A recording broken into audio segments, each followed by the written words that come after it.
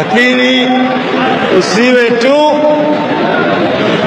kama vile walikuwa nasema fisi alishinda na tamaa, sivyo? Na ndugu ya fisi ni mbwa. Ile mbwa ambaye alikuwa amebeba nyama katika kinywa chake, anatembea na mnyama. Alipoingia kwenye daraja, akaangalia chini kwenye maji, akaona kiwiliwili chake kwenye maji. Anafikiri ati ile mbwa imebeba nyama kubwa zaidi kuliko ile ambaye yeye amebeba kwa mdomo yake. Anatupa hii, anakimbia kwenda kung'ang'ana na ile nyingine. Alijikuta wapi? Kwenye maji.